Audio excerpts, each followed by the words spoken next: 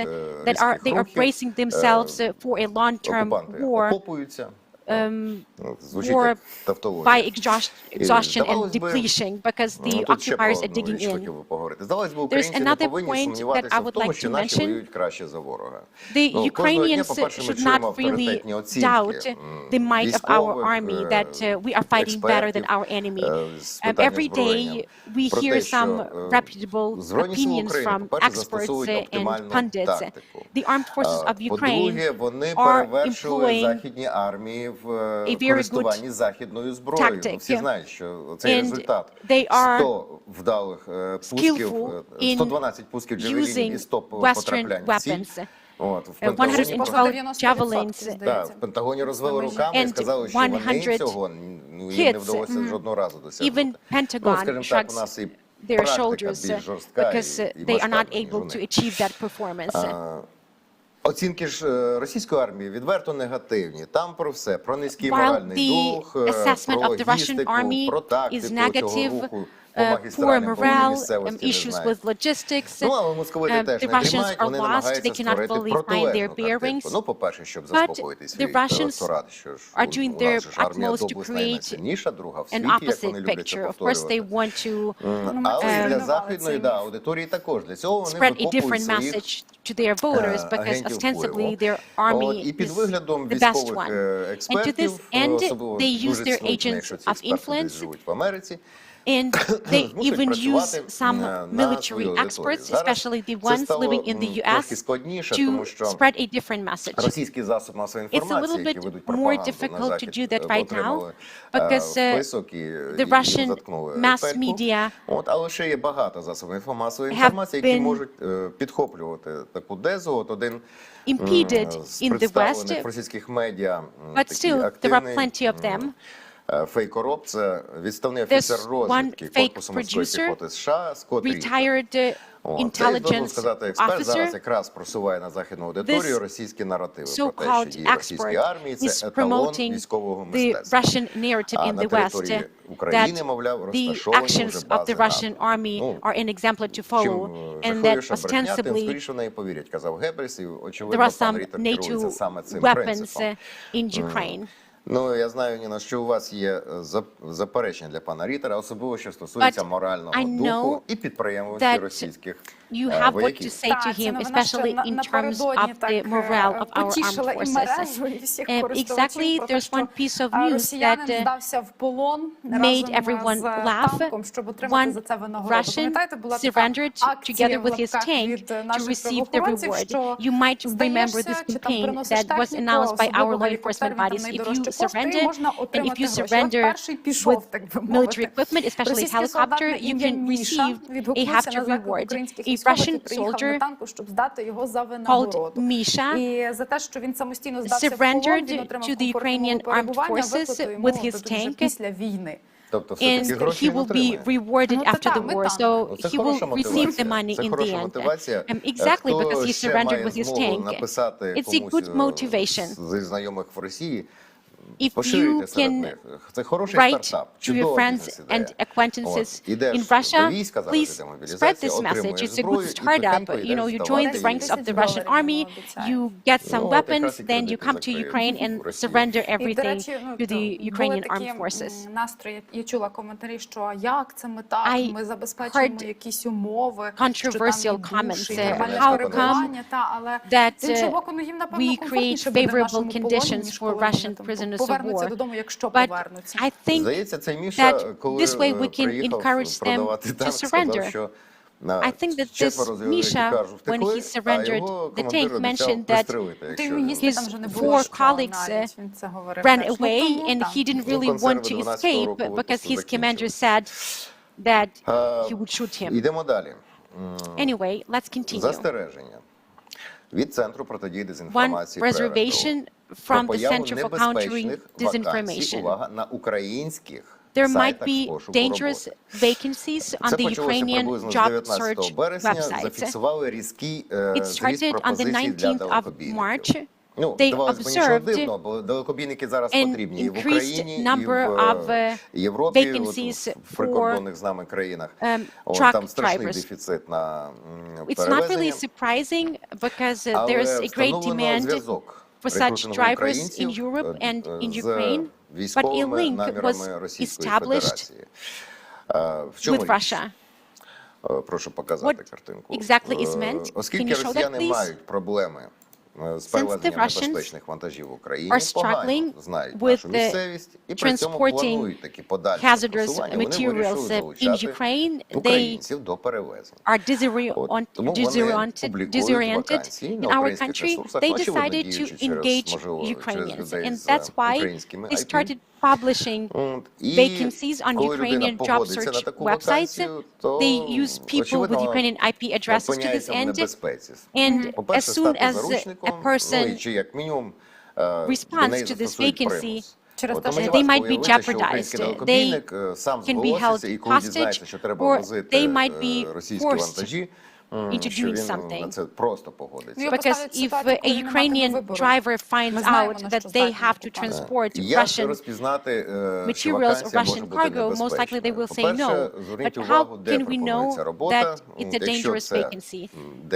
Pay attention to the location of employment. If it's somewhere along the Ukraine, Belarus or Ukraine-Russia border, is already a bad sign.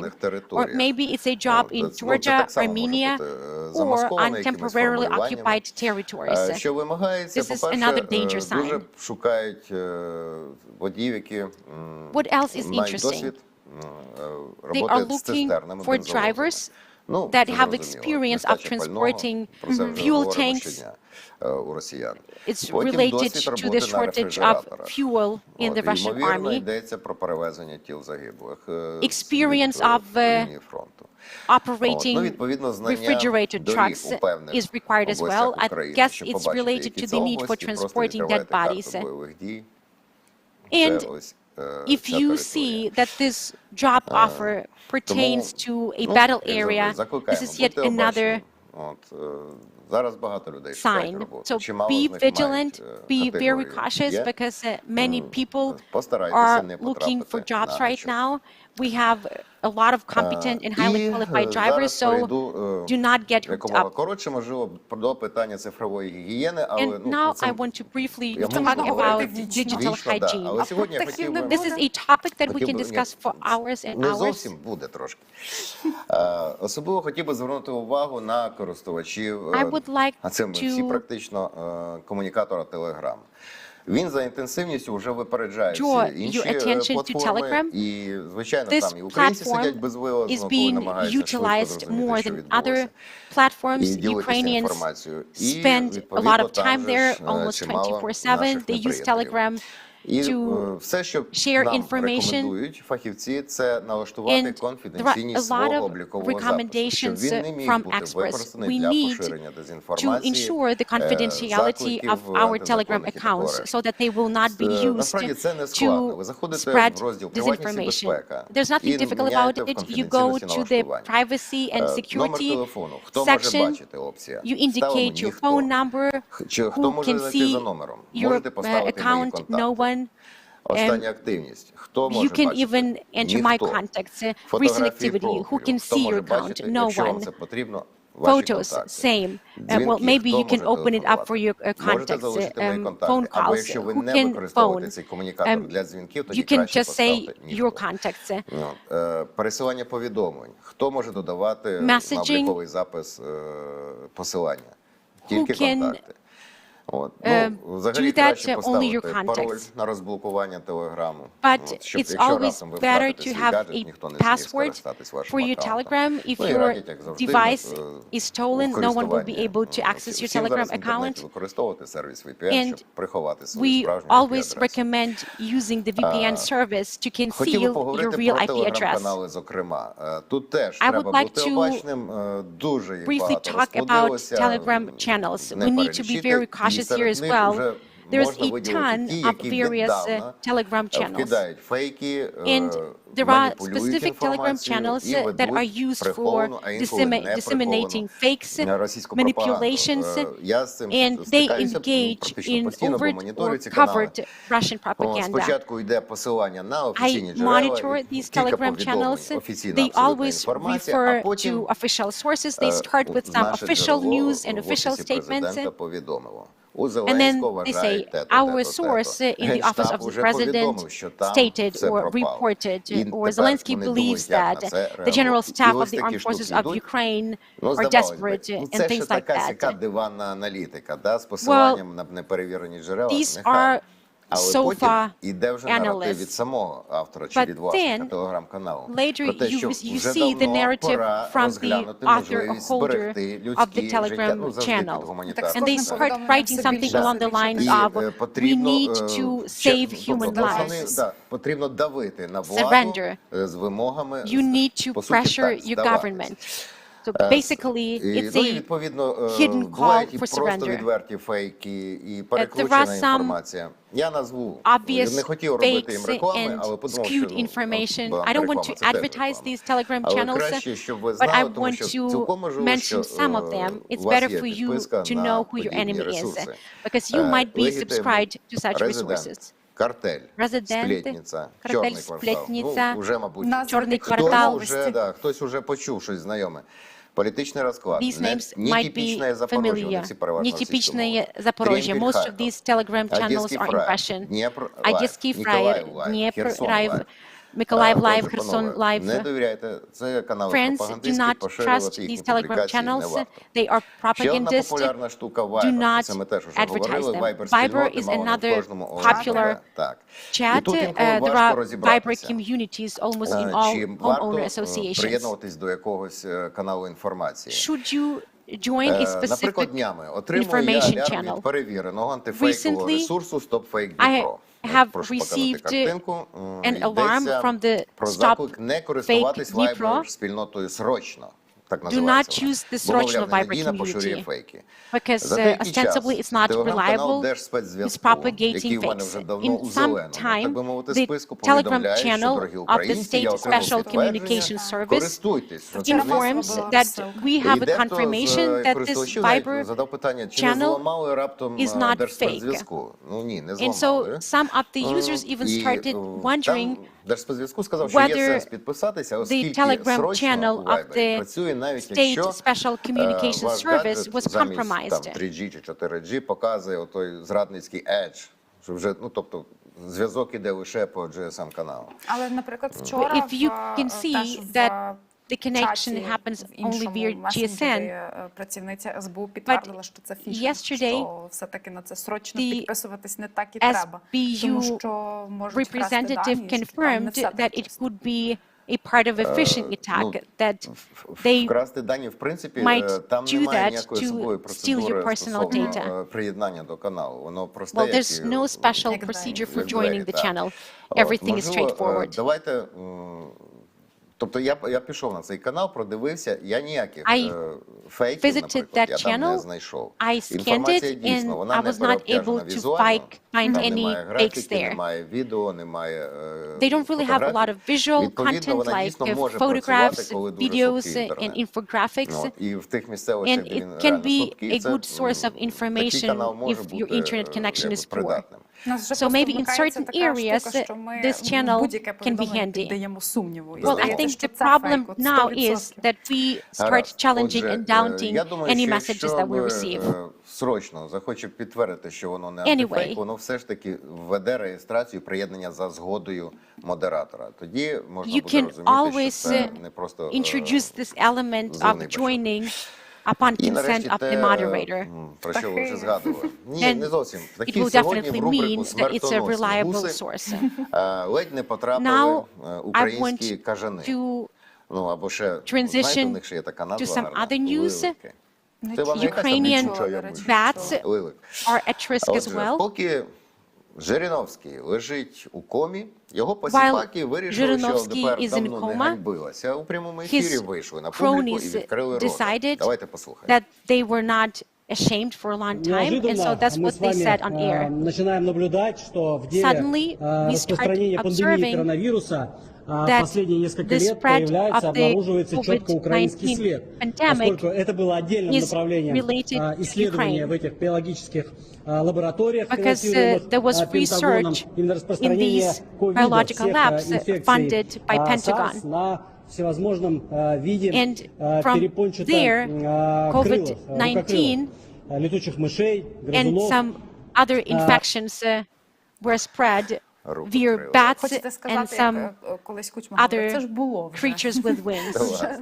Well, we've seen it, we've been there. This is the only thing that I can say. But once again, they reverted to this rhetoric about our biological labs, and now Ukraine is the source of COVID-19. I mean, they are funny, it's silly, of course. They don't really have the charisma of their leader, who is in coma right now, and the Ukrainian bats might make it on the top list of names, and rodents, and mice, and ground dogs, and hamsters. I guess they are in the pipeline, and most likely they will also be included into this narrative about enemies. They have a very specific and peculiar approach to producing fakes. And now another thing, we still have 1 minute left. Froden Mordor Telegram channel. It's a Telegram channel that tracks down the degradation of the Russian Federation. Insurance companies are really concerned about the Якщо вони прогнозують, це означає тільки одне. Це вже почалося.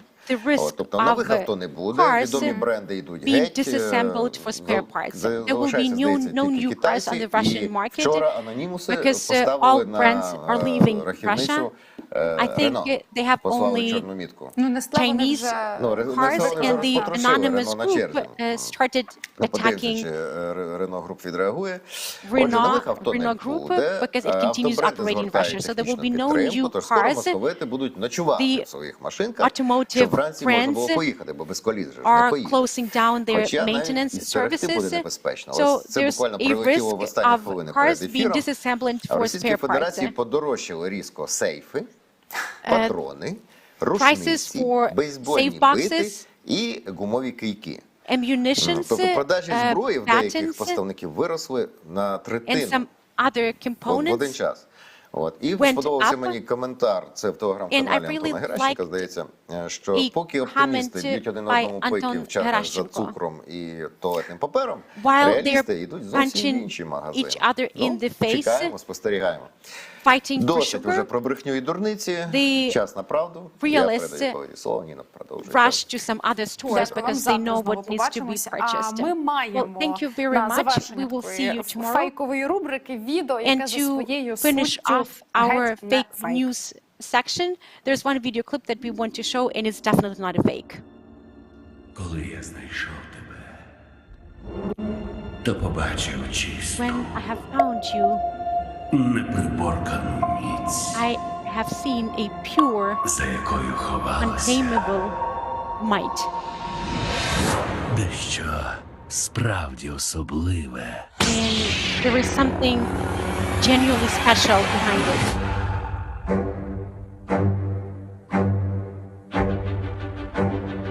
Я завжди знала, що в мені щось дрімає. I've always known that something was Зараз воно прокинулось. dormant inside me, and now it has waken up. Help me.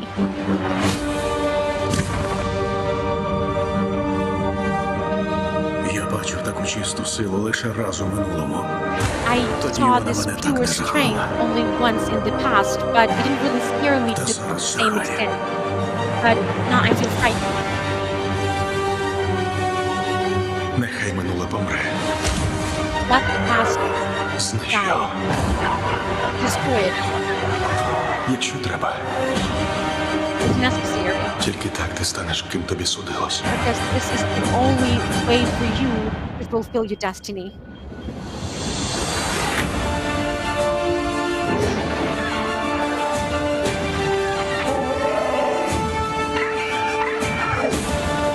Це іскра, з якої займеться полум'я, що спалить верховний порядок. That will trigger the fire, and this fire will Все consume складеться не так, the disorder. як ти думаєш. Things will not pan out as you thought or as you planned. Своє призначення. Fulfill your purpose in life. А мені? Яке відведено місце, хто скаже? And what is my place? Please tell me.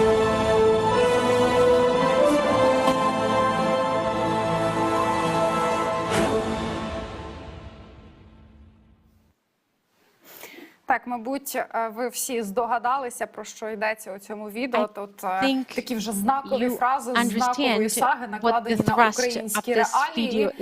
Мабуть, після завершення війни, після нашої перемоги, ще не один фільм матимемо про ці всі події, адже ми боремося за свою незалежність, за власні кордони. Проте експерти кордонів психологічні в умовах війни говоримо сьогодні. Вранці, Володимире, привіт. Protect our mental borders. This is something that we will discuss with Volodymyr. Власні кордони в умовах війни, коли і What так do personal borders and boundaries mean during wartime when there's a lot of tension? Well, it doesn't really matter whether there's war or not. It's just about what you are ready to let in and what you don't want to accept. So there's no dependency there.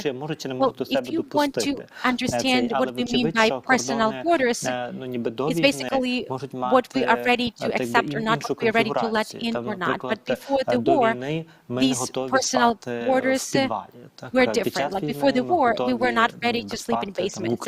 But during wartime, we are ready to sleep in shelters if necessary. It's also a sort of violation of our borders. But during peacetime, we trust more people, and during wartime, we are more mistrustful, or vice versa. When you are in a shelter, you become a part and parcel of a larger mechanism, of a group of people who seek shelter in this specific place. When you move from the east to the west of Ukraine, you have to learn to trust more, because you find yourself in the company of people who shelter you, who accommodate you.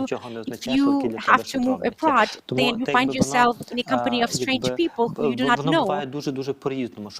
So it varies. So our borders are about tension, are about less trust, but on the flip side of things, it's about more trust. I want to talk briefly about the personal borders that we have here in the western part of Ukraine. We often talk about the violation of the personal borders of those people who had to flee from the eastern part of Ukraine. But what about our personal borders? We are in our hometown, we are in the studio, we are in relative safety. So why should we be talking about the breach of our personal borders? Like in Lviv, Frankivsk, Ternopil, and in some other cities in western Ukraine, are our personal borders breached? I think the answer is yes. And it happens in multiple ways. There's a generic violation of personal borders, where our feeling of safety is compromised. If we are talking about the city of Lviv, but the same is true about any other city in western Ukraine, the dynamic of the city has changed drastically. The borders have changed. We have hundreds of thousands of Ukrainians from other regions of Ukraine. And when your basic feeling of safety is compromised, and it is compromised before the war, I had that discussion with some friends yesterday.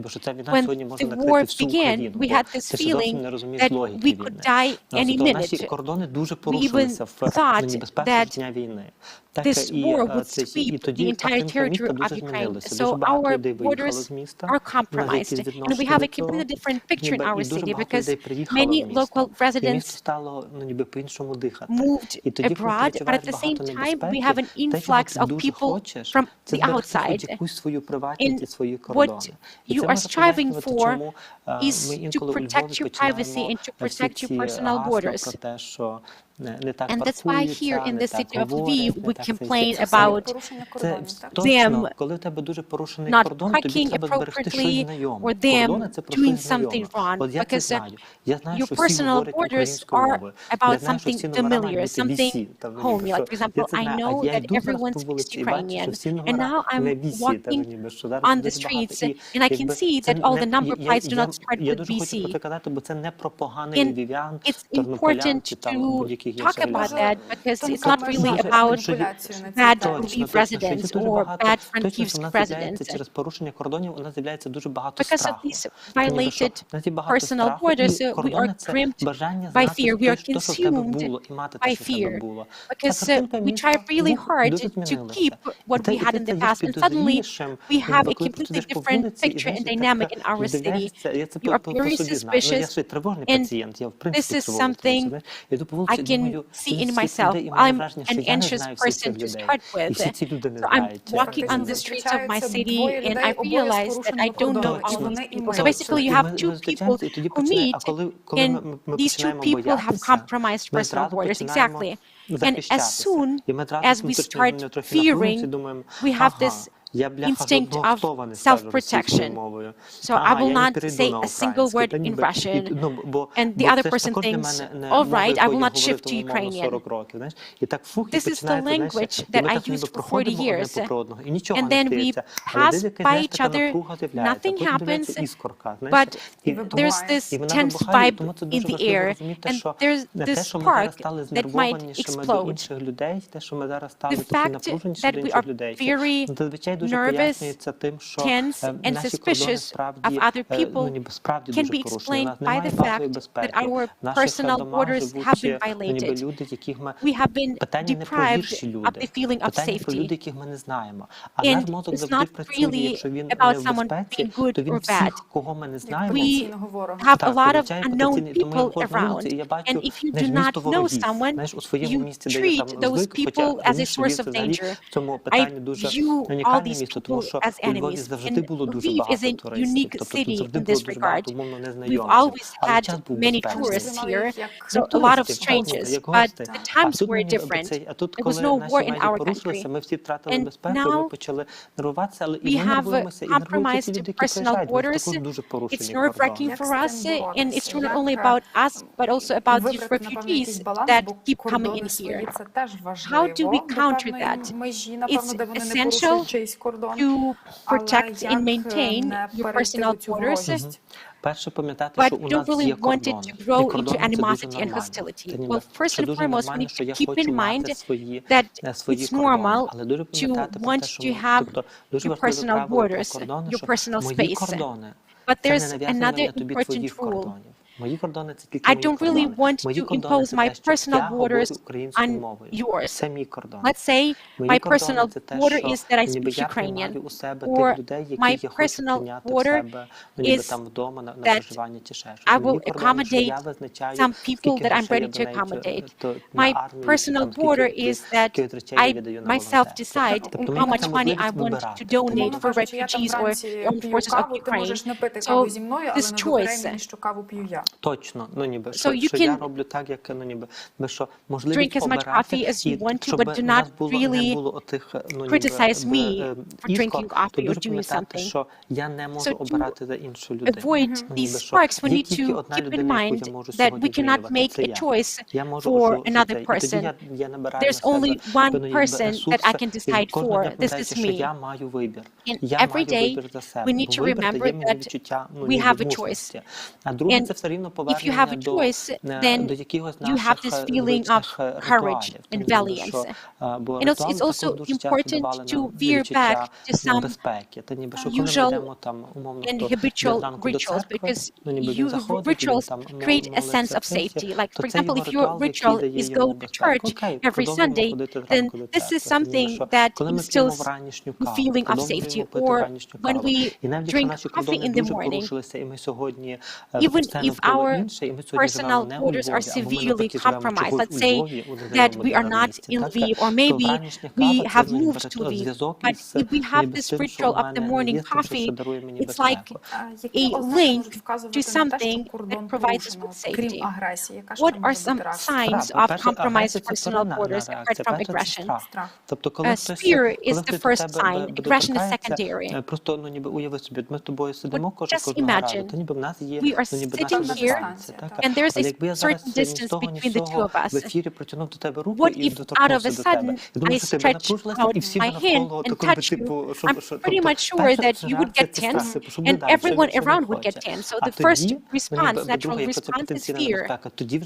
And if it's about potential danger, then aggression might ensue. Maybe you will push me back, and maybe people around will run to you to protect you.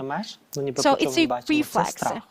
The primary reaction when our personal borders are compromised is fear, and then anger is something that follows.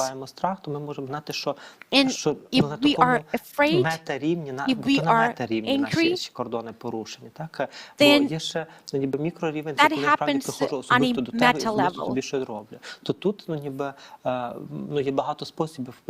There are a lot of ways of how we can compromise these boundaries. Well, these boundaries have to be violated because there's a war taking place in our country, and all the other things are counter-reactions to this.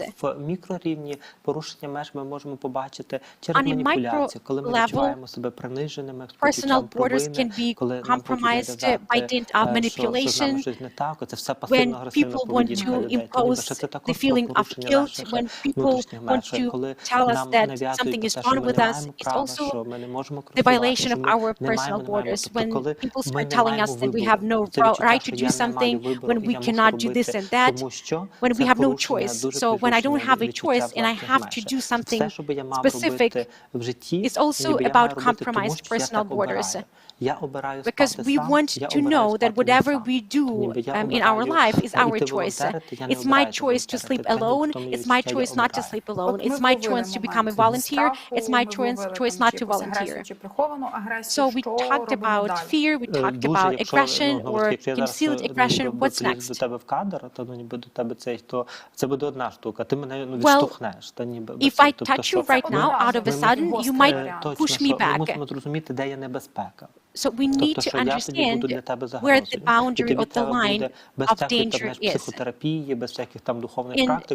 even without psychotherapy or spiritual practices, you will feel the urge to halt this danger. So first and foremost, we need to understand what we are afraid of. What is the source of fear? Are we afraid of Kyiv people coming here? So what exactly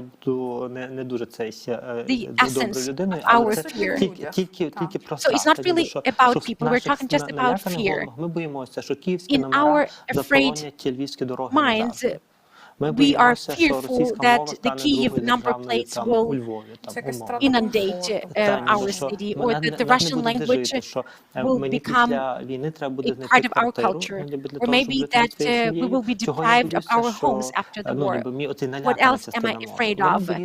So my frightened mind tells me that all these refugees will not want to leave the city of Lviv after the war, and I will have no place to live. We are afraid of all these things. And when I discuss these things as part of my psychotherapeutic practice, I try to encourage people to dissect this fear into pieces. Well, people don't really want to do that because they believe that we have no right to be so petty in our worries and anxiety. All right, you are anxious because you fear losing your apartment. And then we try to dissect that fear and we try to understand whether it's true or not. Там і накладаються різні речі. Все накладається, тому що мій кордон – це моя безпека, це те, що я можу визначати своє завтра. А тут приїхали люди, які зайшли на цю мою територію, тобто умовно, що тут в мене була територія, тут моя робота, тут моя квартира, тут моя сім'я, тут мої друзі, тут ще щось. І я то все собі оберігаю. Коли заїжджає багато, обставини дуже змінюються, і я дивлюся, я вже більше не контролюю квартиру. Я втратив квартиру під час війни, зйомно. Окей, це викинуло з мого життя. Окей, мені треба знайти квартиру після війни, коли повернеться моя сім'я. Немає I need to find an apartment after the war when my family is back, and I don't control this process anymore because I'm frightened. My brain is frightened. My mind is frightened. And it's not a problem to find an apartment. So apartments have always been available, but the borders have been ruined. Okay, you walk along the street and there were always empty spots to park the car, but now you don't have where to park the car. So, and you keep thinking, okay, first they took your apartment, then they took your parking spot, and you're uncomfortable, you're scared. What can you offer to our viewers, to our audience? I'm trying to understand what I am afraid of, and then I'm trying to model the solution. For example, if something is really dangerous, then you don't need psychology, you need to correlate your behavior. Sometimes, when your boundaries are ruined, then it leads to certain actions that you need to program. When your boundaries are ruined and you have these fake fears that are not very realistic, in that case, we can stop the fear and we can look deeper into our fears. And then we keep repeating this magic phrase that Lviv is big enough to host everybody. There are people who park wrongly, but it doesn't matter that they take my parking spot.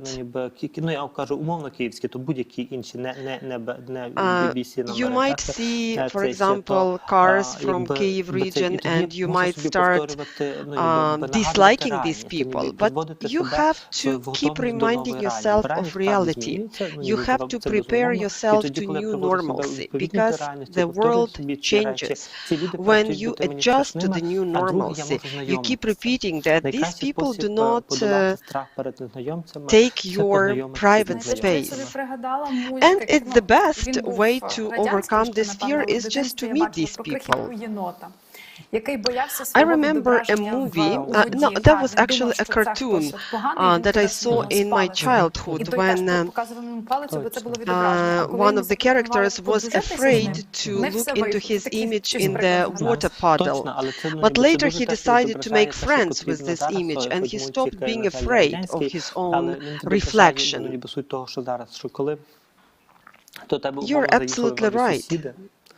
That, for example, if you have new neighbors, you knock on their door, you speak Ukrainian, but you are not there to tell them which language they should speak. They open the door for you, you exchange a few niceties, and they say, we are from Chernihiv. We had to flee our hometown because we were bombed. So tomorrow they can become your friends or even family. On the other hand, you also need to remember, if you see someone who is rude, so it doesn't mean that he is a rude person and he has to be linked to a certain city. No, he's just a rude person wherever he is, and you have to treat rude people the way they deserve to be treated. But it doesn't mean that all refugees who came to your city are rude. So do not label everybody by the behavior of one person. People who came here, their houses were ruined, but they were not ruined by people, they were ruined by war. You have to remember certain things, like you have your own rituals, you have the choice, you meet people around you, you control your fear, you try to understand your fear. And in that case, if you do that, then you will renew your boundaries. It will take a month, and then your mental health will stabilize. Because you will allow yourself to open up, to meet new people, to learn new people, to make new acquaintances, and you understand that up until the end of the war, when there is danger, your personal boundaries are damaged. I think that after the war we will have to meet our new selves. Thank you very much for being our guest. Thank you for having me. We have another guest. So he's the representative of pop world. There was a famous song, London Calling. Now they have made a remake, which is called Kyiv Calling. We would like to offer you a video, and then we will talk to a guest.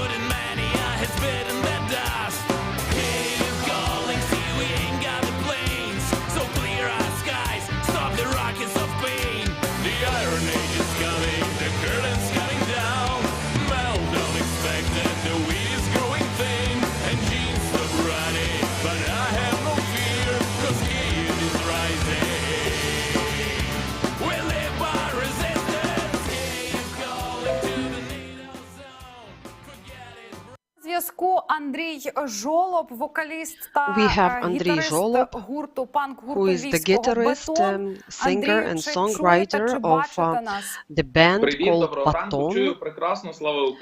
Can you hear us? Отож, одразу до діла, так би мовити.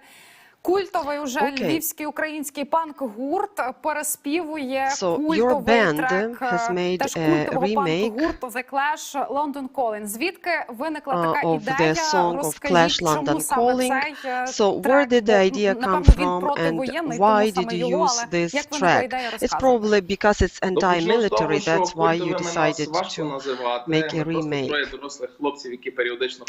We are not a cult, we are just three adults who were doing rehearsals in the basement, but now the times are different, and when we stop playing music, then of course if your vocal cords are not working the same way, your fingers are not working the same way, so the idea was not ours. We have a friend, Ostap Krivdik, from Free Ukraine Resistance Movement. He actually made a suggestion to make a cover for this song. We will have to make arrangements with our British friends about the copyright. We tried. Actually, we recorded it in 2 days, and then they say, you send your clip to London and they will make their opinion, they will express their opinion, what they think of that. We didn't hear back from them. That's why, together with Mikhailo Kravets, we recorded this song. Africa Records helped us to record the music. Another good friend of ours, who is a producer, he helped us shoot the video, and so everything was ready in 3 days. The finalization of the product was in London, is that correct? No, it was in Los Angeles. We worked with a famous producer who worked with Queens and other renowned groups. He said, okay, let's work, let's do something. So that was momentous and impetus that he gave us. And with the help of such interviews, we have an opportunity to tell about Ukraine to the whole world. But the main idea is not the song itself, it's the message we are trying to send to the whole world. Help Ukraine repel the Russians, help Ukraine stand against the invader. I understand that you are not stopped by the bullets and you are trying to knock on the door of the world and tell them the truth about what's happening. I understand that lots of musicians join territorial defense units and they are not creating anymore. How creativity works at the time of war.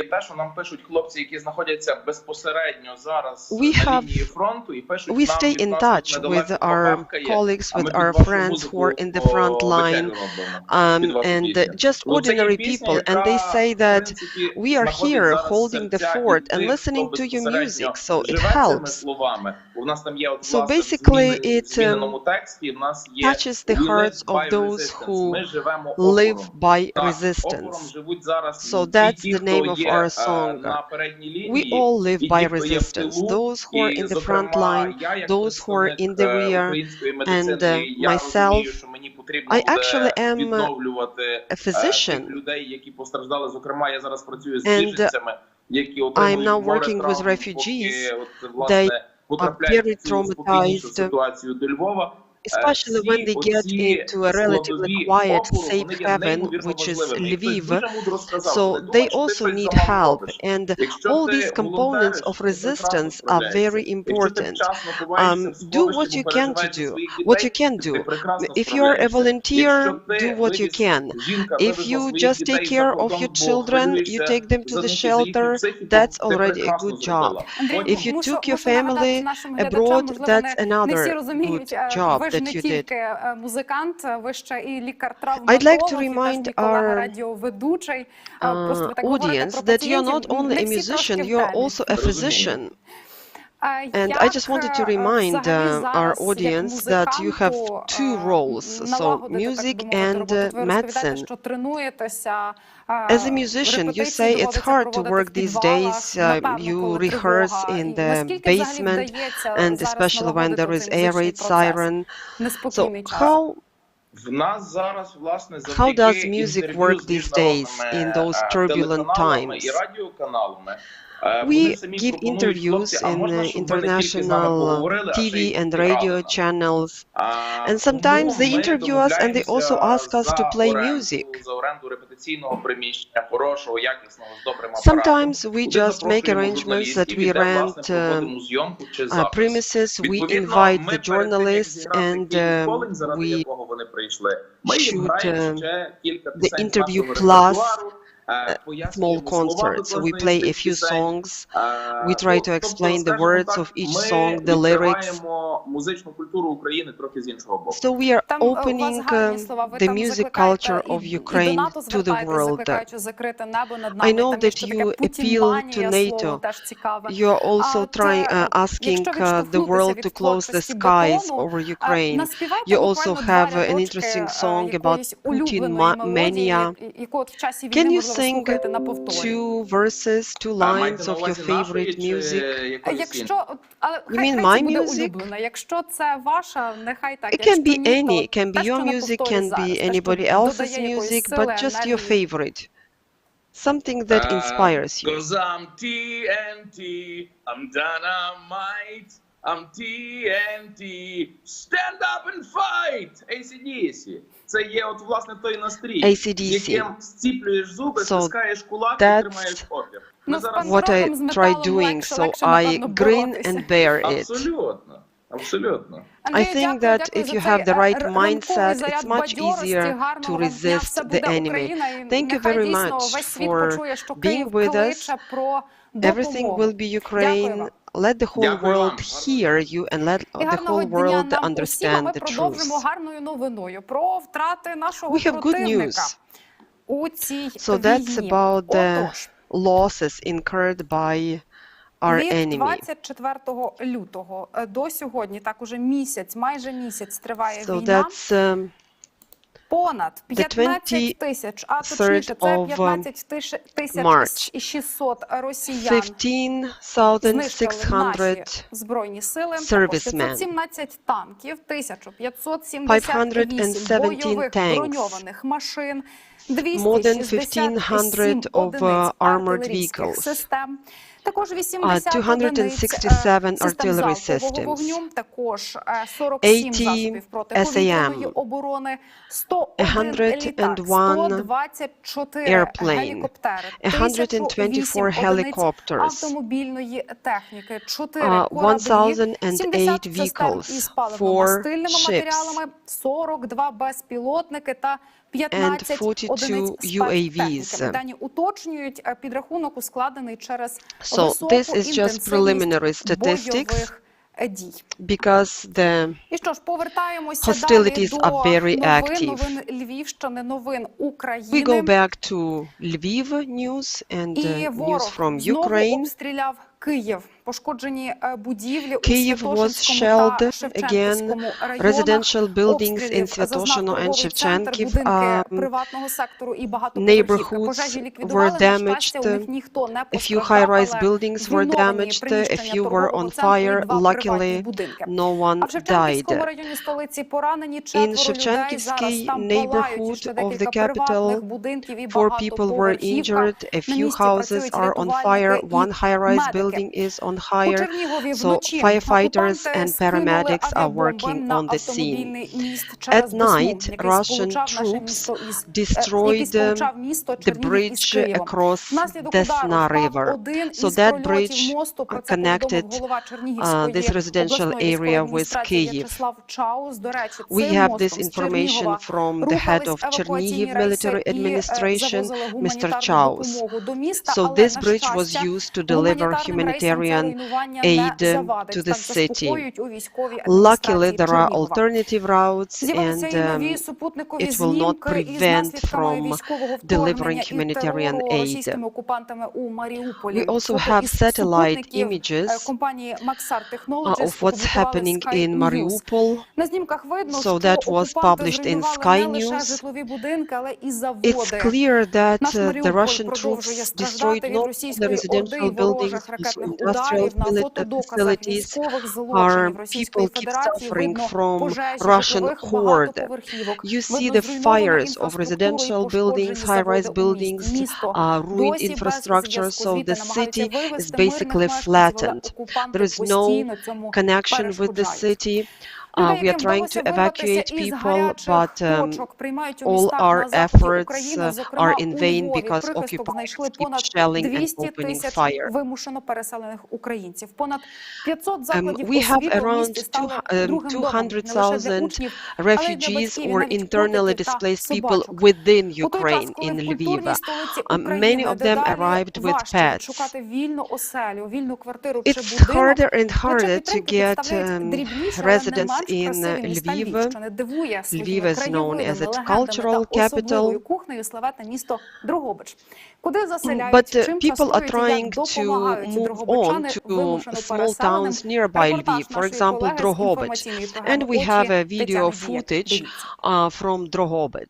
So that's the footage made by our colleague Tatiana Dia. Дрогобич. Доброго дня. Чим можемо вам допомогти? Ці слова We have a зазвичай helpline вперше in чують ті, хто Drohobych. вирвався з-під ракетних обстрілів і дістався Дрогобича. Tatiana is Для working швидкої in координації helpline. новоприбулих у міській раді створили кол-центр. Часто телефонують. Call Більшості center or цікавляться за helpline житло, was created оренду житла. specially to Внутрішньо help переміщені особи, які refugees, до нас those приїхали, people who are потребують looking for an працевлаштування. apartment to rent Записуються long term. волонтерами. А хто забажав People залишитися в need Дрогобичі jobs. до People перемоги, want to be зобов'язаний volunteers. стати на облік. Його проводять And в міській also раді. men, Тому they від need to початку get війни registered тут in людно. В military одній кімнаті offices. новоприбулих реєструють, в іншій видають That's набір the речей front desk першої необхідності. where Це people фактично can продукти першої необхідності. leave their Крупи, і ще є 3 склади, information де and є get одяги. some Через тиждень, якщо в packed стадії є food, особи з clothes, інвалідністю і дітки, some essentials, things внутрішньо they переміщені особи need. мають If we можливість have повторно звернутися people для with нас для отримання таких продуктів then they харчування. can receive even medical assistance. Від початку війни у Дрогобичі знайшли прихисток 15 From тисяч day українців one, із обстріляних та 15,000 from day понищених one of міст. the war, 15,000 people arrived in попередніх Drohobych. таких підрахунках проживає близько 15 тисяч переселенців. Preliminary statistics has it that there are 15,000 people who are temporarily І displaced. орієнтовно Many 5,5 of тисяч them got переселенців registered in проживають our у наших center. установах, у наших гуртожитках, у наших школах, Part of тобто them live фактично in перебувають на hostels, утриманні schools, на shelters. орган місцевого самоврядування. So Чи не basically, кожна школа в Дрогобичі тепер місце спокою, затишку state та budget, підтримки the для local вимушено budget that переселених? covers Разом із the needs працівниками of those навчального people. закладу та волонтерами Schools are готують. used as Сьогодні shelters. обід особливий, бо із Volunteers are дрогобицькою cooking сіллю. for the refugees. З бурячка, моркви, гороховий So today's menu Хтось миє is посуд, the хтось salad, сортує гуманітарну beetroot salad, допомогу. Кожен, ким опікуються в carrot школі, salad, знайшов собі заняття. Допомагають People навіть діти. volunteer to sort the clothes, to Иногда cook, вытираю to do столики, the washing помогаю up. задвигать лавочки. Дуже A lot смачно. of refugees Ніяких volunteered. претензій, абсолютно нічого. Тобто, я They вам say чесно that we are скажу, я happy. за мирних The food часів is стільки не delicious. їла через роботу і через And це, I will be скільки honest тут with you. їмо I зараз. haven't А ось had ці that дівчата much food подруги in віднедавна, peacetime. обидві викладачки. Ми 10 днів women сиділи made в friends. бомбосховищі, потім не We витримали, spent забрали 10 дітей і days in поїхали. a shelter, and then we перший потяг, decided який that we сіли, need це to був на take Львів. our Ми kids завжди були and єдиною leave. Україною. The first train was heading for нам не Lviv. потрібно We було нас decided to визволяти. jump into this train and go wherever it is safe. Всі We приїхали met з різних here куточків, і and місцеві жителі, we і ми вже became тут всі якось family. разом, There наче are вже people from давно all знаємо over один Ukraine. одного. Поки на And I кухні have a кипить feeling as робота, if у we've шкільному known each спортзалі other for years. руханка. Прибула допомога з Італії, That's яку саме school gym. розвантажують. І ми направду дуже We вдячні received humanitarian aid всім from Italy, європейцям, які нам допомагають. and we need to І те, що от з Італії, бачите, sort це ті it, пакуночки unload ваші. it. So you Ось can ми їх see всі these гарно are the складуємо. Ще packs раз from дуже вам Italy, дякую. so we need У to класах sort it кожної out зі and шкіл, we в need яких to прихистили ship it переселенців, further. працюють психологи, аніматори та іноземні медики, які обстежують новоприбулих. There are paramedics working in schools, psychologists, mental health providers. So you can take your blood pressure, you can get some first aid. Yeah, your blood pressure is Коли higher в than країні normal, війна, but навіть у it's also спокої understandable тривогу because you видає are living дихання. under stress. Кожен, хто зараз за 1000 кілометрів від дому, It's серцем important у to рідному breathe місті, а в correctly. думках лише те, що першочергово зроблять I після understand перемоги. that your heart and your thoughts are where your home is, but you need to think positively. You need to think towards and and bring our victory as close as Можна сказати, що я залишила своє місто. Я знаходжусь там кожну хвилину, I кожен день. didn't leave my Тетяна Діяк, city. Юрій My Маковецький, thoughts and програма my heart «Очі». are with my hometown. However, physically I'm here. Приблизно 400 росіян загинули у спробі просунутись до Харкова. Про це повідомив начальник Харківської обласної військової адміністрації Олег Селігубов. За його словами, атакувати місто окупантам не вдається, і ворог зазнає ганебної поразки. А у Яворівському районі на Львівщині правоохоронці збили підозрілий дрон. Luckily they failed. In Yavorів, UAV was downed. It was suspicious. It was making video footage in one of the villages of Yavorів community. Let us just remind you that there is international training facility, to be precise, International Center for Peacekeeping and Security. It was once attacked by Russians and now they have downed this UAV. Just a reminder, if you have a UAV and you are using it for private purposes, it is prohibited during the martial law. Держслужбовці тепер офіційно можуть використовувати повну версію цієї фрази. Використання державними службами відомого висловлювання прикордонців острову Зміїний не є порушенням кодексу. Йдеться про кодекс загальних правил етичної поведінки державних службовців і посадових осіб місцевого самоврядування. Про це повідомили у Національному агентстві з питань державної служби. Проти нас російська армія, а проти Росії увесь світ, як Україну, підтримують закордонні зірки у сюжеті Наталії Тур. Because the whole world stands with us and the whole world supports us. 24 лютого Росія почала безжально нищити наші міста і забирати тисячі ні в чому невинних життів. Однак на захист нашої держави став увесь світ, і за цей час вже навіть сформувався справжній голлівудський батальйон. Днями президент Володимир Зеленський поспілкувався з американською акторкою Мілою Куніс, яка народилася в Чернівцях, та з її чоловіком Ештоном Кутчером, і подякував парі за допомогу Україні. Зіркові закохані зібрали понад 34 мільйони доларів пожертвувань на гуманітарну допомогу Україні та тимчасове житло для українських біженців. Наша робота не закінчена. Ми робимо все, що в наших силах, щоб кожен долар, який ви пожертвували, приніс максимальну користь тим, хто цього потребує. Американський режисер і продюсер Стівен Спілберг разом із дружиною, актрисою Кейт Кепшел, пожертвував $1 мільйон на гуманітарну допомогу в Україні. Так само фінансово підтримали Україну і принц Гаррі та Меган Маркл. Однак суму благодійного пожертвування залишили в секреті. Солідарно з Україною і Анджеліна Джолі. Актриса і посол доброї волі ООН звернулася з проханням до країн-сусідів приймати біженців. Тим часом знаменитий американський актор Бенедикт Кембербедж заявив, що хоче прийняти біженців з України у своєму домі. Таку ініціативу підтримала і американська співачка Шер. Я хотіла прийняти українські сім'ї у своєму домі. Вони будуть у безпеці і про них подбають. Багатьом людям, таким як я, варто включитися на підтримку українців. А от соліст гурту «Рамштайн» Тіль Ліндеман зустрічає українських переселенців просто на вокзалі у Берліні і надає нашим людям волонтерську допомогу. Наприклад, ось цих дівчат співак поселив в готелі за власні кошти. Не залишився стояти осторонь і британський футболіст Девід Бекхем.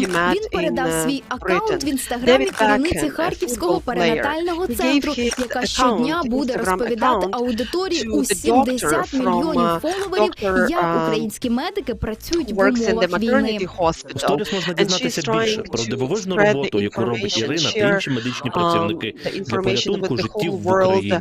Світові зірки підтримують нашу країну навіть через творчість. Так, співачка Мадонна звернулася до нашого президента в інстаграмі. For example, Madonna, she tweeted our president, she sent a message to our president in Instagram. And I can take it. І підписала його так. Путін порушив усі існуючі договори про права людини. Путін не має права намагатись стерти існування України. Ми підтримуємо вас, президенте Зеленський. Ми молимось за вас та вашу країну. Переможці Євробачення 2021-го гурт Måneskin скасували свої концерти в Росії. А знаменита американська акторка Віра Фарміга також закликала підтримати Україну, землю, на якій народилися її дідусь та бабуся. Вона опублікувала відео, на якому читає вірш Василя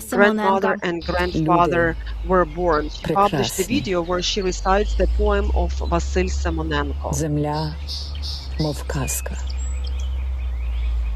Кращого сонця ніде нема.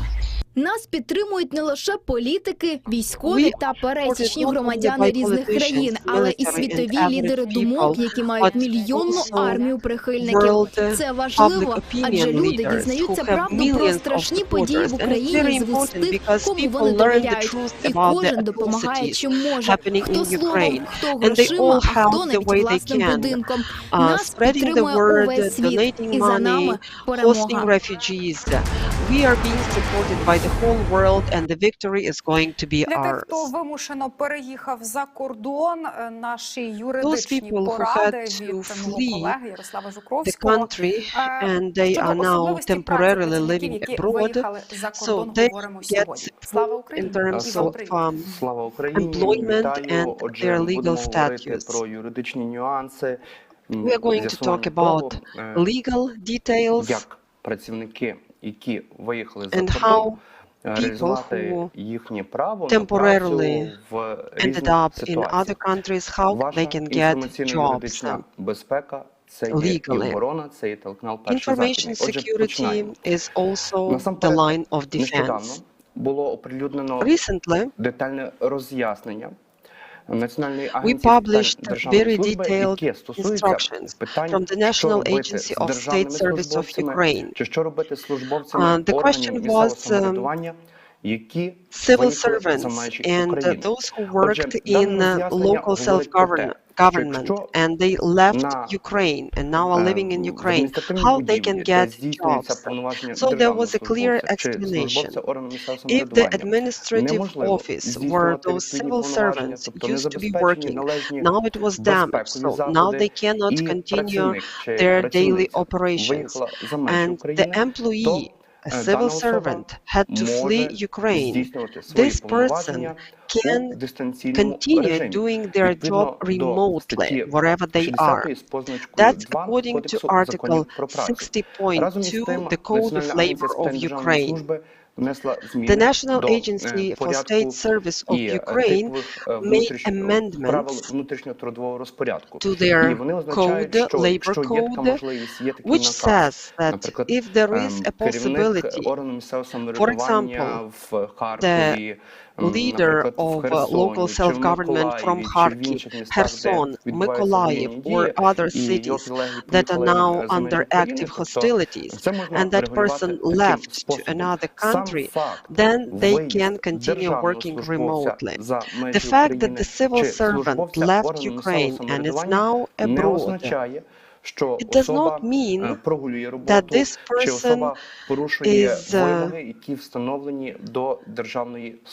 violating any requirements about the public service. The best solution is to continue working remotely. So that person is not slacking. So they are just they had to forcefully leave the country. Local council just has to make an act and allow that person to work. If administrative building or local self-government office was ruined, destroyed, how can that person who used to be the employee of that organization find a job abroad? First of all, they need to talk to their supervisor, next line manager. So that person has to make an act that temporarily it's not possible for that person to continue their operations. So, and that person will be receiving 2/3 of their salary during that period before the operations are resumed. There was also a clarification made that civil servants who work in public institutions працівника за умови, коли відбуваються прості на відповідному підприємстві. Тобто, they can also make independent decision how much they should pay their employees. So minimum it should be 2/3 of the salary, but it could be more. So it's at the discretion of the management, the leadership of that company, because we know that lots of people are now living abroad in the Czech Republic, Hungary, Slovakia. And if possible, they can work remotely. If not possible, they should get compensation minimum 2/3 of their salary. They also can claim material assistance, social assistance, envisaged in the effective laws of Ukraine on public service of Ukraine. I believe that it will definitely be handy, especially to people who are currently living abroad. Another important detail is when a civil servant, employee of local self-government or law enforcement officer, they ended up abroad and they are seeking legal assistance, so they want to get the status of refugees, so they can do so, and it's not in conflict with their ex-status. So they cannot be fired in Ukraine. Another thing that's important, and very often I get this question from lots of people. If, for example, an industrial facility was completely ruined, or the leader of the company was murdered, died, and if you are an internally displaced person and you are currently, for example, in Lviv or abroad, and there is no possibility to call your employee or get in touch with anybody from the management, but you want to get another job, then you have to correctly end the previous labor relations, the previous agreement. If your manager died, then the employee, together with other employees, should make a statement that the leader demised, and then they ended up in circumstances like that, and what kind of record should be made in this labor book in case there is no chance to get in touch with your employer. Effective legislation of Ukraine has a law saying that the person can approach the court, and through the court they can terminate their relationship with that employer. So this little detail, this novelty was introduced recently during the martial law.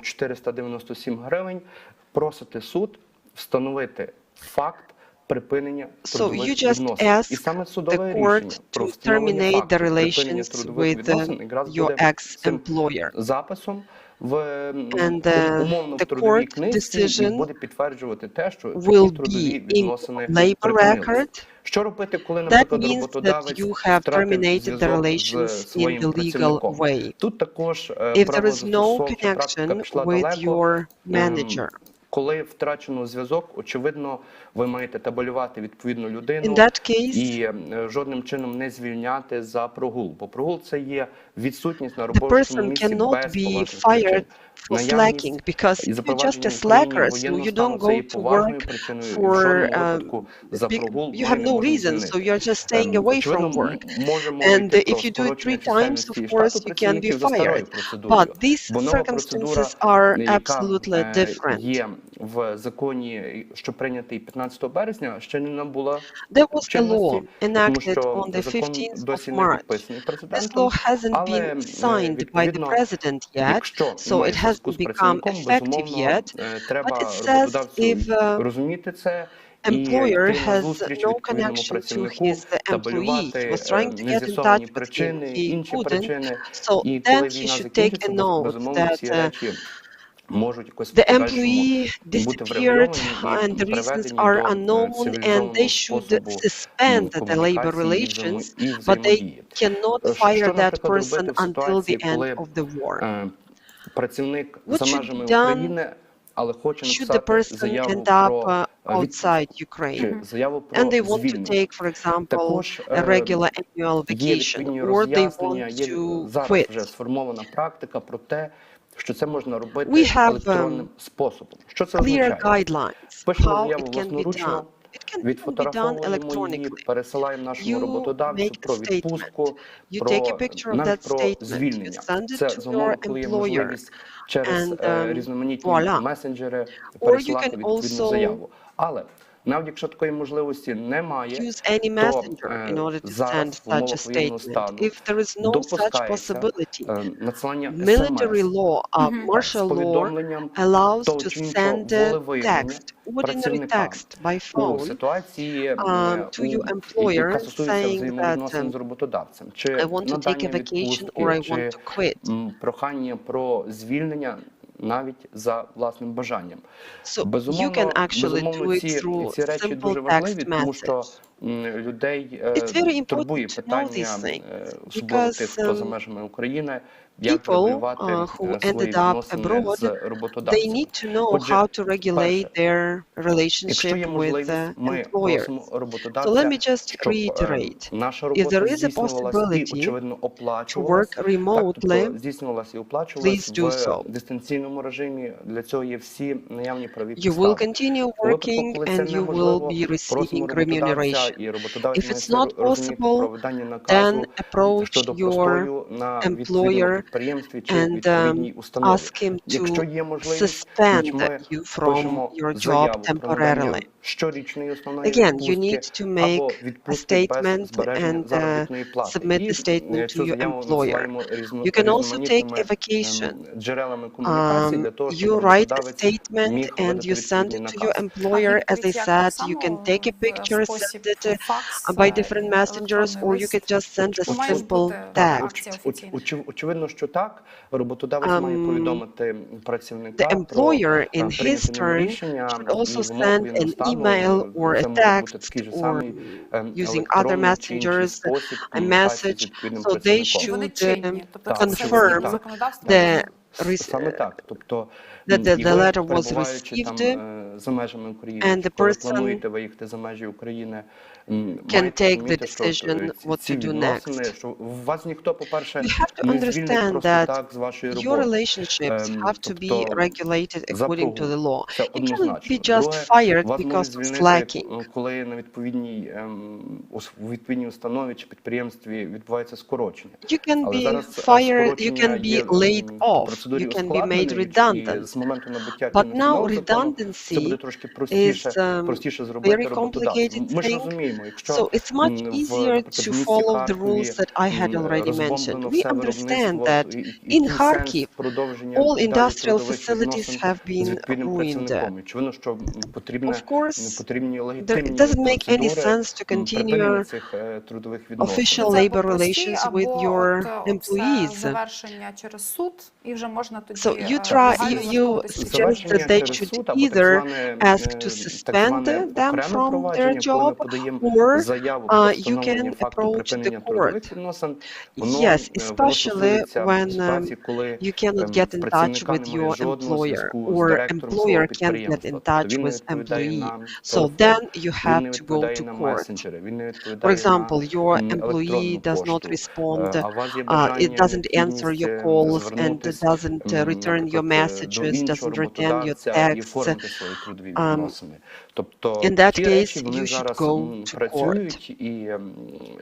These things work, I can assure you. And that was just my objective to let you know what the options are. If you do not receive a salary from your employer, I suggest that you look at our previous videos. You can find them in YouTube, and there are clear instructions what you should do.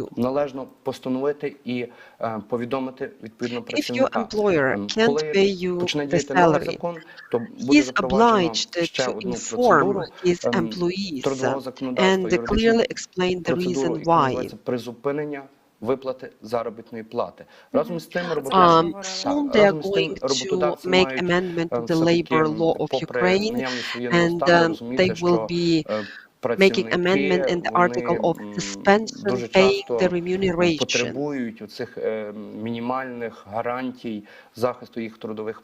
We understand that people need at least minimum guarantees, and their rights have to be protected. So we do all we can in order to help people survive during the martial law and exercise their labor rights. Another important detail, just to wrap up, when we are talking about conscription, mobilization, so we understand that the person does not only join the armed forces of Ukraine, but that person is defending our motherland. So they basically exercise their constitutional right, which means that they are that they have the right to keep their job and keep their salary. The company where the person works so just makes a statement that the person temporarily is not working because they joined armed forces of Ukraine, but they qualify and they keep receiving their salary and they keep their job. So whenever possible, they can always return and get their job back. The war is going to be over soon, I hope, and everything will be all right. We will win, and the people will be able to get back to normal life. I'll be here tomorrow again at the same time, and I am your legal defense here. My name is Ярослав юридичного і робочого до Thank you very мистецького. much. У Львові по-особливому відзначили річницю дня народження українського композитора Миколи Лисенка. Дивимося сюжет, а після нього нова цікава розмова нашого Романа Шостака з Петром Костюком. Це голова Львівської обласної організації спілки офіцерів України. Побачимось. Who is the head of Lviv organization of the Union of Officers of Ukraine. Сьогодні найвідоміші композиції Миколи Лисенка звучать на площі Ринок у виконанні музикантів Львівської філармонії. Піаністка Оксана Рапіта торкає чорно-білі клавіші, а голос вокалістки Наталії Дитюк торкає душі перехожих. Вони зупиняються і слухають партію з опери «Наталка Полтавка». Опера, Наталка Полтавка, опера.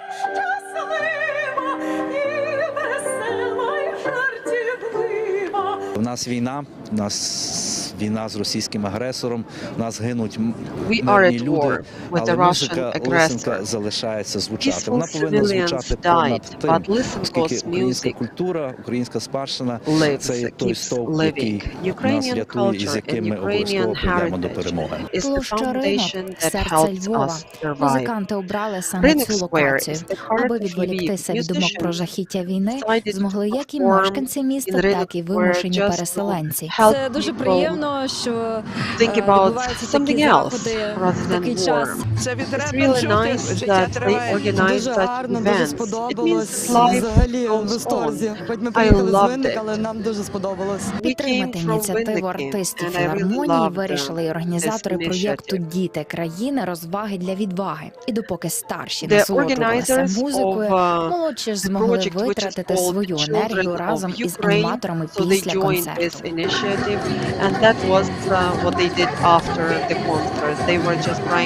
Чудесно, що сьогодні вдалося зібратися і поговорити про таку велику людину, як Лисенко. А ще більше мене радує, що є діти на вулиці, і в нас сьогодні сонячна погода, і на душі справді тепліше. Це було сьогодні не тільки для дітей, але кожен з нас трошки дитина. І ми тішимося, що поки ми зберігаємо це дитинне в собі, доки ми любимо цей світ, довіряємо цьому світу, чуємо цю музику, дозволяємо собі радіти життю, доти ми є сильні всередині себе. Діти нашої країни – це ті, хто будуть її відбудовувати, хто її будуть відроджувати. І ми перемагаємо, обов'язково переможемо в цій війні заради них. Наприкінці заходу чоловічий хор Львівської філармонії виконав легендарну духовну пісню «Боже великий єдиний» та гімн України.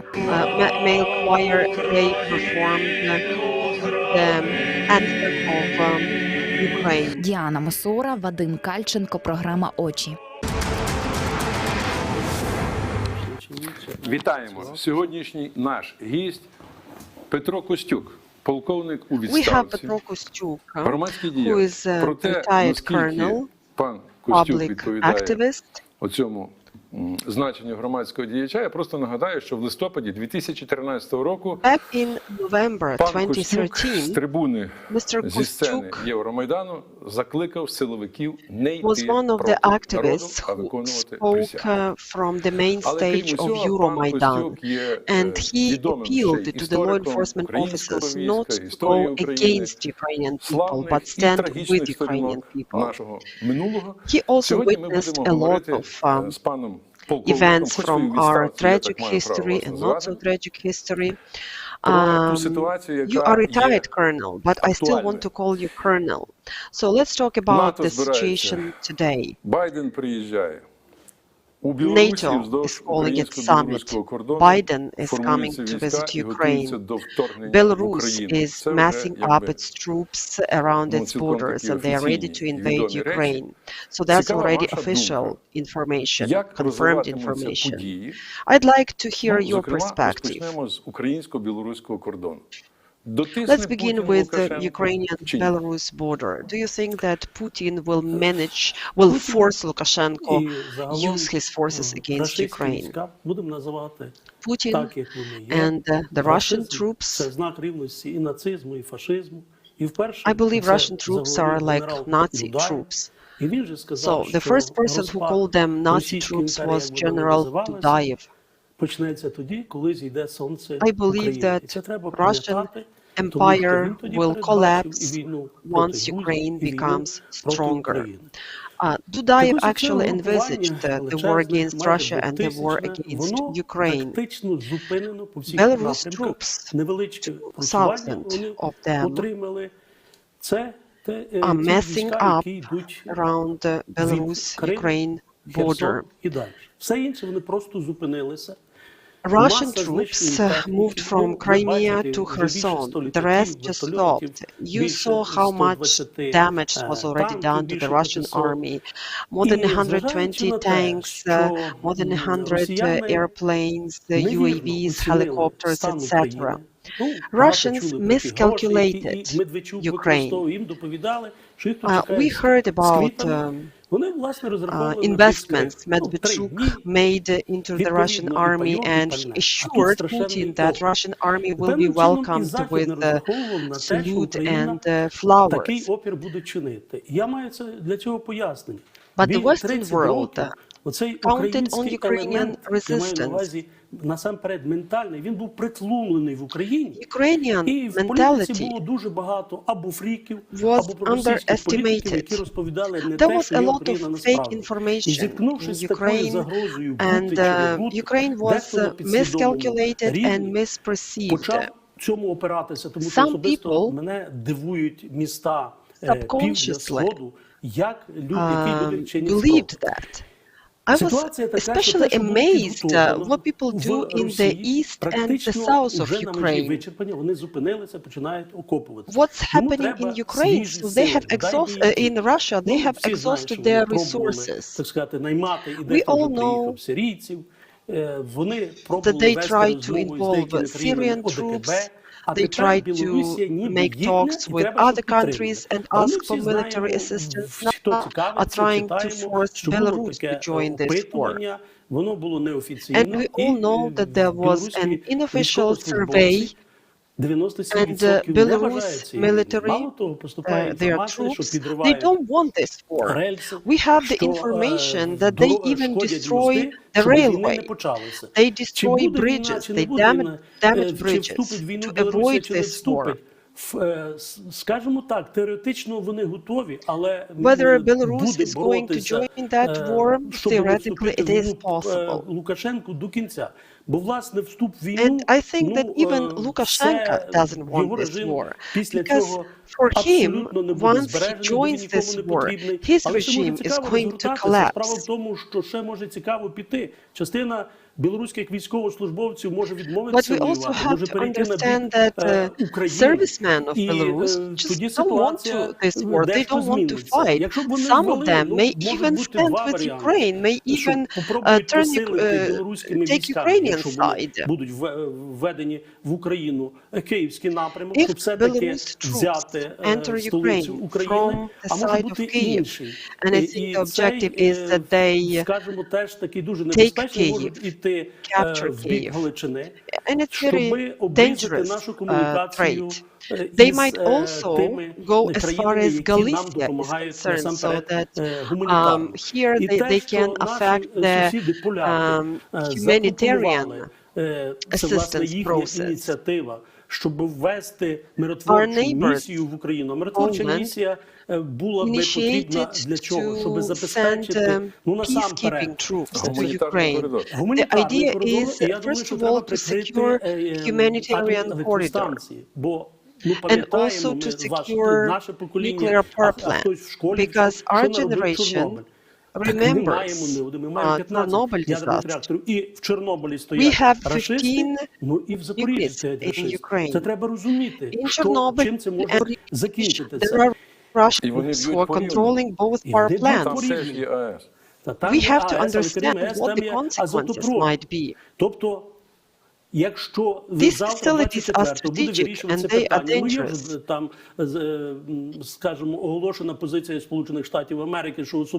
We already know about the position of the United States of Ukraine, of the United States of America. So we know that they are not going to enter this war. And they may not even join the peacekeeping mission. But if other countries decide to send their troops, peacekeeping troops, America will have nothing against. I know that we've been talking about peacekeeping mission from the United Nations organization.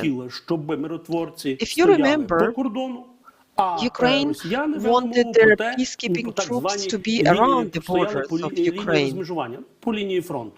and on the demarcation line. Now it's not possible. The decision was made about the peacekeeping troops of the United Nations of Ukraine, and the decision maker there is the Security Council of the United Nations. That's why I hope that tomorrow an important decision will be made in Brussels. I also know that the initiators of the peacekeeping mission are going to arrive in Warsaw.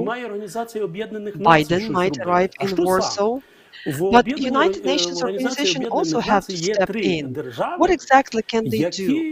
There are 3 countries that are UN members who, after організацію, чи залишилась Організація Об'єднаних Націй. Коли розсипалася Югославія, то Словенія, Хорватія, Сербія, вони половину подавали country, for example, Yugoslavia, so Croatia, Serbia, they applied Генеральної асамблеї голосують за те, щоб їх прийняти. UN, Україна, and як 2/3 засновниця, трішки інша назва була. І Білорусія, як засновниця, трішки інша назва була.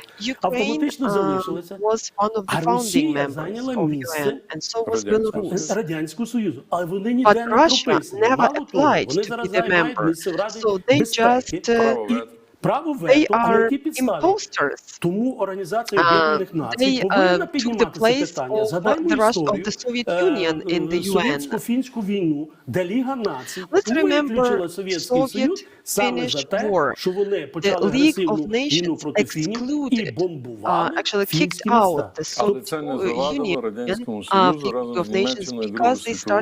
Не завадило, і це якраз це їх і врятувало, тому що над нацистською Німеччиною суд був. Але так, як Сталін вийшов переможцем, суду не було. Тепер треба іншим країнам пред'явити певні претензії. Це пов'язано. А що пов'язано? Після Другої світової війни ми знаємо, що відбулася Потсдамська конференція. І там віддали на 50 років, до 1996 року, Кенігсберг і частину Прусії, які зараз називається Кіровоградська область.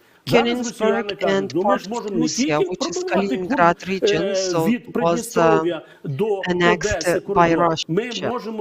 Now Russians want the corridor from Transnistria to Odessa, and they also want the corridor through Baltic states.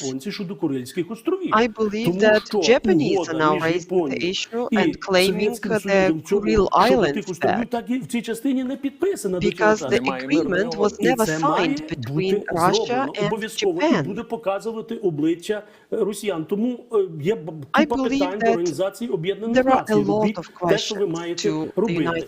Щодо цієї мирної ініціативи, заявляють уже, так сказати, яструби російські, і що наступне це буде Польща. Навіть вчора було заявлено, що вони готові пускати ракети по Варшаві і по Литві за те, що вони нас підтримують. Тобто, можна відтягнути в часі натівським країнам, зважаючи на одне і на друге, але якщо, не дай Боже, я в це не вірю, приростає Росія іншими територіями, це мобілізаційний ресурс, це інтелектуальний ресурс, і тоді значно важче буде. Настав час світу сказати стоп і крайні.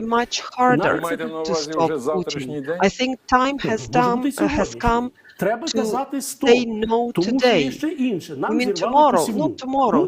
Навіть генеральний секретар Гутерреш заявив, що генеральний секретар ООН заявив, що campaign has already, the seed campaign has already been affected badly, and there might be hunger in Northern Africa and Middle East. Because Russia now challenges the safety and security of the whole world, and I believe Middle East and North Africa also have to raise their voice. They also have to join us in our efforts to stop Russia, because they might be affected by the hunger. Буде втілено в життя. Таким чином ми застабілізуємо певним чином лінію фронту.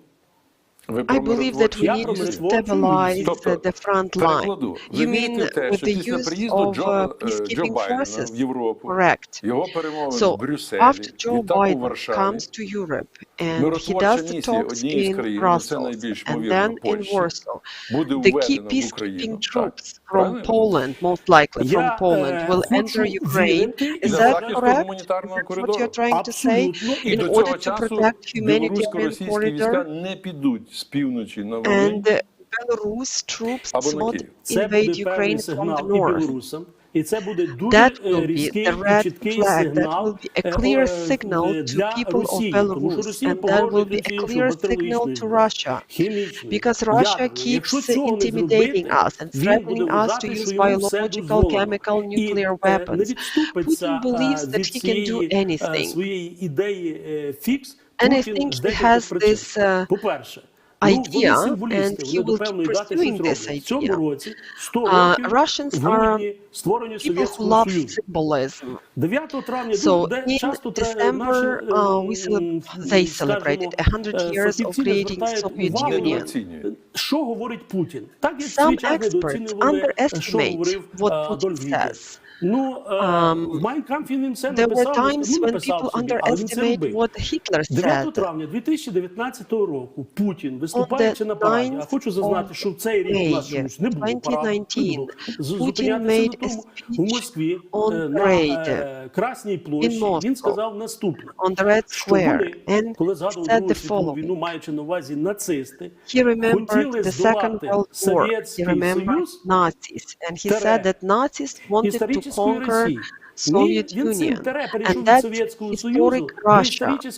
So it means that Soviet Union for him was historic Якщо Russia. дивитися на територію України, це все, крім Галичини, Буковини і Закарпаття. Але це не значить, що вони сюди не прийдуть. Вони сюди, якщо б прийшли, зробили би просто масакр.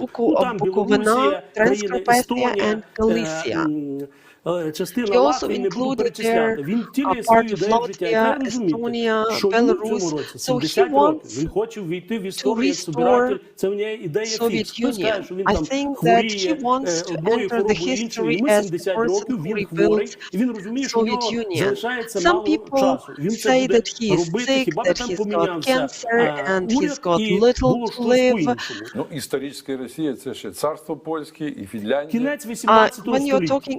Historic Russia, so this is also part of Poland. Ну, з історичної вони можуть перейти в історичну Росію. Ну, власне, вони зараз стає історія, тому що почали they are talking about historic Russia, but they are getting hysterical. І дала там втрати, я не пам'ятаю на який день, майже 10 тисяч, і через 1,5 години це зняли, але гроби вже йдуть, чеченці вже частково вивезли. They deny the losses they incur in Ukraine. Someone published the correct information that there were more than 10,000 people who died, Russian soldiers who died in Ukraine, and they removed this information from their official site in a matter of a few seconds. Які можуть вступити в бій. Вони роблять перегрупування, і тому вони підтягують білорусів. Білоруси практично ми ніколи з білорусами не воювали. Мало того, ми разом в 1514 році українці, білоруси і поляки наголо збили їх військо. Під Оршею. Це треба пам'ятати. Щодо НАТО, є різні думки. Бути в НАТО, не бути в НАТО. Some people say that it's a good idea to join NATO, some people NATO, some people say it's not. Some people say that we might compromise with Russia, we will agree on the neutral status and we will stop this war with Russia. I believe that we should stop being naive. We will only have security, and I hope that it's going to be in the next 10-15 years when Russia а те, що насправді до Великого князівства Московського, а бажано просто до князівства Московського. Will collapse, and we will have what Татарстан, we will have like separate countries: Bashkiria, Tatarstan, Ichkeria, Novgorod, Pskov Republic that was destroyed. Що би ми не підписували? If Russian Federation does not collapse, we will have this threat all the time. Тобто, Russia cannot be the guarantor of any security це що, ми здаємося, Конституцію переробляємо? Ні, з якого, чого це ми повинні це робити? Що треба напрацьовувати інші зв'язки? Да, ну давайте будемо створювати, якщо погодиться Великобританія, вона ядерна держава, Польща, давайте ми будемо з ними створювати союз, але ми не будемо говорити або, ми будемо говорити і. Ну ось в 2020 році, перед Мюнхенською конференцією, це громадські діячі, ну, зокрема, я можу сказати, там свій підпис поставив і колишній міністр Огризко, Щербак, including звернулися до пана президента перед Мюнхенською конференцією, що маєте можливість зустрічі із керівництвом Сполучених Штатів Америки, попросіть, неможливо, попросіть статус основного союзника поза межами НАТО. Як Японія, Південна Корея, Австралія, Ізраїль. А ми будемо, це не заважає, це дорогу не перекриває. Але це відкривало би за той час. А це дуже просто робиться. Це не треба збирати 30 держав. Що заважає? Нічого не заважає. Тобто ці речі треба робити. А те, що у нас відговорять, ну і там вимоги. А наступне питання, давайте проводити референдум. Ну, почекайте. З приводу НАТО. Another crazy idea is that we should organize referendum and people should vote whether they want to join NATO or not. It's not possible because we have martial law and referendum is not possible during the martial law. So this is just empty talks. Дуже дивний стан суспільної свідомості. Все, що відбувається, підтримує більше 70% людей. Тому що, головне, щоб вони відчували себе великою нацією.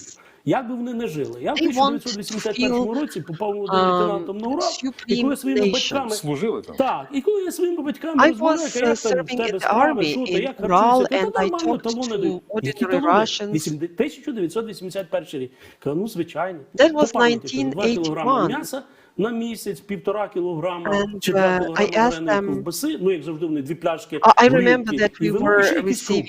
Трішки легше було до нашого гарнізоні 2. І місцеве населення це Про це навіть не знали. І вони всі збиралися з Уралу навіть, їхали в Москву, закупалися і вертали. І їм було нормально. Тому ті санкції, оскільки постійні, і повинні зараз говорити, а як ми будемо з ними жити? Повинні думати, що з тим суспільством робити. Вони від нас вимагали денацифікацію, демілітаризацію. Оце те, що треба зробити з ними. Оце те, що треба зробити. Це хворе суспільство. І ті менш більш чи притомні, чи грошовиті, вони повтікають звідси. Прийде багато людей, які з посттравматичним синдромом, поранені і так далі. І це оце буде булькати. I think once they are soldiers, those who survive, get back to the country, and they will have this post-traumatic stress disorder. So Russia will have lots of problems. Because this is what they are doing here. So they are looting, they are raping, they are destroying. Зрештою, є питання до Червоного Хреста. А ви що зробили? А ОБСЄ що ви зробили? Те, що треба врахувати, що Україна з 1992 року приймала участь, давала своїх військовослужбовців до складу миротворчих операцій.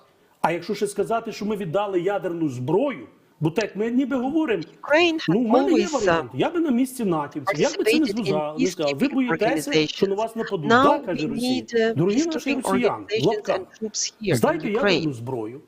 Давайте ми вас демілітаризуємо. Russia demands that в Будапешті укладемо угоду. Абсолютно. Хочете в Будапешті, хочете в Брюсселі, де хочете. Ви ж добре Україну пропонуєте. Давайте так зробимо. Але вони зараз відчули смак крові. І вони вже назад не підуть. Вони відчули себе великими, вони себе вважають центром. Одним із центрів на рівні з американцями і на рівні із китайцями, світовим центром, який може приймати рішення. Хоча вони центри за того, що мають ядерну зброю. Але це що, весь світ на коліна поставить? І ще є одне питання, чого він так НАТО страхає, чого він там не хоче йти на ніякі перемовини. Тому, ну я не знаю, чи йому, чи його, так сказати, керівникам міністерств, незручно, що Україна, яка шапками хотіли закидати, от просто їх сьогодні 28-й день поставили на коліна. Чого вони знайшли Маріуполь? Чого так Харків? Вони сповідували, де це їхні люди. А виявляється, не їхні люди. Це просто українці, які проснулися. До речі, багато ще вчора по вулиці йшов, йду біля частини прикордонників, стоять два чоловіки років 50, говорять російською мовою, пригальмовою. І думаю, оце хто? Вони приїхали, когось там знають. Чи це диверсанти? Слухаю акцент. When people speak Russian in the streets of my city, I have this suspicion. Maybe they are subversive groups. Maybe they are enemies. So I think that my appeal to the people of Ukraine is please speak Ukrainian, because that's the guarantee that you belong to this country. Especially when you go to other countries and you speak Russian. People are bewildered. They don't understand whether you are from Ukraine or Russia.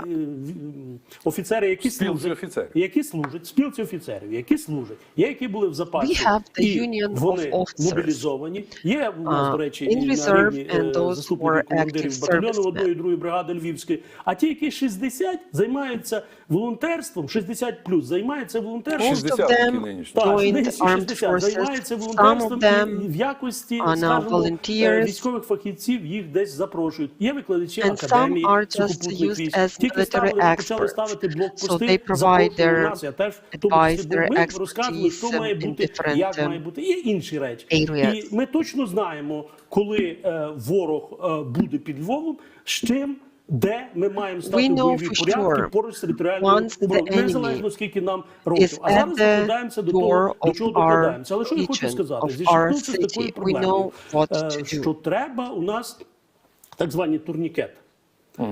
Ось.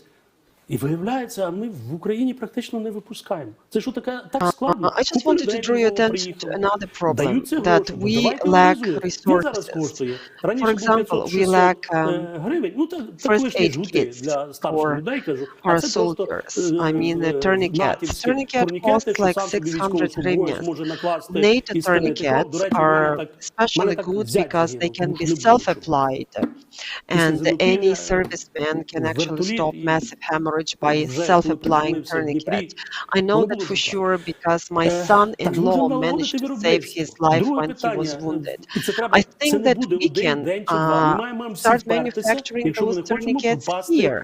Of course, it doesn't happen overnight, but it's possible to do. We all have to understand what we can do where we are. I know that some pop stars joined the army. Some pop stars are giving charity concerts. Ми ніколи не воювали українською, інші російською. Як це ніколи? Some clergy decide to join Ukrainian Orthodox Church, so they leave Moscow Orthodox Church. Some people are just desperate. They say, like, stop this war, but we know that Kirill Kunyayev, he blesses the Russian army. He blesses them go and kill Ukrainian people. I think that we need to act now, because after the victory, we might feel the consequences of our inactivity and our passive position today. I myself is actively involved in the whole process. I opened the door of my house to the refugees from Chernihiv, from Kharkiv. Some people who ended up here, they also need to ask themselves the question, why it happened. You saw what they were doing, and you need to answer the question why they did it. Sometimes we make claims to NATO, but we need to understand why these people do that. Also, I appeal to the whole country. Speak your language. Keep explaining what's happening in Ukraine. Хочу повернутися до українсько-польського кордону. З того боку буде НАТО, Байден, зустріч в Варшаві, з цього боку I want to go back to the meeting between NATO and other countries. So the meeting is about to happen in Brussels soon. Is that going to be the detonator, not only for the peacekeeping mission, but also it might affect the scope of military assistance to Ukraine? When we are talking about NATO, we are talking about dozens of countries. NATO countries do not fully understand that what's happening can either become the end of Russian Empire, або на певний нетривалий час її певною відродженням і з її певними претензіями. Тому що Russia might even put forward additional claims. Час від часу ви дивилися мої історичні розвитки.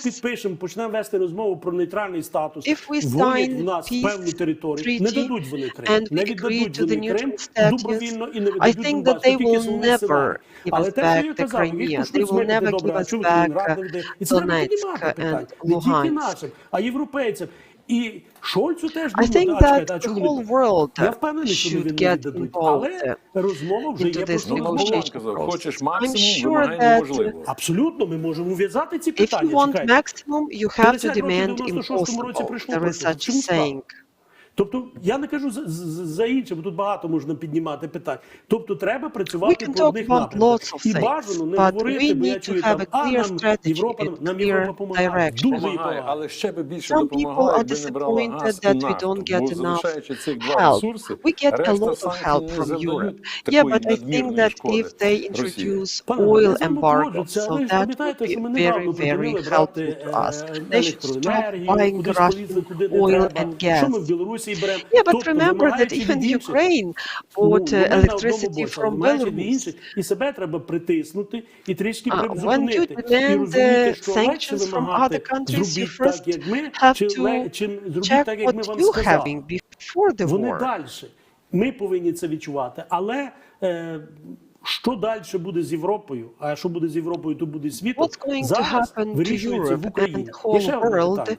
Якщо ми не будемо піднімати питання про союзи, якщо ми не будемо ставити такі питання, про які я говорив, то, не дай Боже, завтра якісь інші, не будемо називати країни, щось сталося, і відійде акцент з України на щось інше. Якщо нам зараз тут не допоможе, а далі піде в Росію, кудись буде рухатися в бік Балтії, Литва, Латвія, Естонія, чи Польща, то знову ми будемо переднім краєм, і акцент вже буде на них, в наших інтересах і в їхніх інтересах. Інше питання, наскільки усвідомлення, ну і скажімо так, жили мирно, і вони, що в Грузії хотіли, то робили, в Придністров'ї робили, і в принципі оце в нас так Russia has done in Georgia, in Transnistria, and other countries. In 2014, we had this conflict, low-intensity conflict. At least that's the term that the military uses. But now we have a full-fledged war. Але Бен Ходжес каже, так, який командував силами НАТО в Європі, who was the commander of NATO army in Europe, he's American general. He said that it's not possible to win this war by Russia. So Ukrainians are boldly standing their grounds against invasion. I remember his presentations. We were born the same year, so he is my peer. And I heard his presentations and I asked him a few questions, especially about the gas dependence of Europe from Russia. I agree with Mr. General. Тільки що святкували річницю Шевченка. До речі, в них нема такого поета. Все, що писав Шевченко, By the way, recently we celebrated the anniversary of Taras Shevchenko's birthday. Shevchenko was a prophet. What he said centuries ago is resonating in our hearts and our souls today. І колишні депутати Верховної Ради звернулися до I'm an ex-member of Parliament of Ukraine, and together with other members of Parliament, we appealed to US Congress asking for assistance.